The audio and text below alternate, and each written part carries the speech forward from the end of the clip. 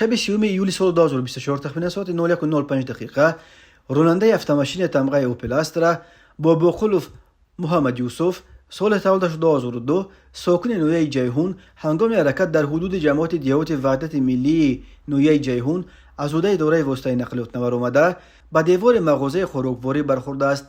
در نتیجه مسافر داخل автомашин مذکور مخریموف منصور بیگ سال تولدش 1999 ساکن همین نویه جراحت‌های وزن جسمانی برداشته در جای حادثه به هلاکت رسیده است. خود راننده با بقولف جراحت‌های گوناگون جسمانی برداشته در بیمارخانه بستری گردیده است. باز هم شب 30 ایول سال 2024 تخمین ساعت 01:40 دقیقه راننده автомашин تمغه مرسدس بنز عثمانوف اسلام جان سال تولدش 2003 ساکن شهر دوشنبه هنگام حرکت از سمت شهر بختر به سمت شهر دوشنبه در حدود نویه خراسان از حوزه اداره واسطه نقلیات نور آمده به دوچرخه تمغه اسکوتر تحت اداره رسولوف محمد طاهر سال تولدش 1995 ساکن نویه خراسان برخورده است.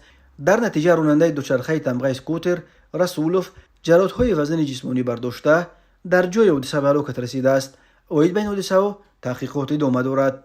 ضمن برگزار نمودن چهاربینی اپراتیوی جستجویی از جانب کارمندان میلیسیا معین کرده شد که مرد 50 ساله ساکن شهر پنجکند سال 2012 با روی فریب به باوری مرد 54 ساله ساکن شهر مسکو در آمده با بهانه جدا نمودن قطعه زمین نزد یولگی از او $10,000 امریکایی گرفته به احتیاجات خود صرف کرده است. نسبت گمان برشونده پرونده جنایتی با ماده 247 کودکس جنایتی جمهوری تاجیکستان آغاز کرده شده تفتیشات ادامه دارد.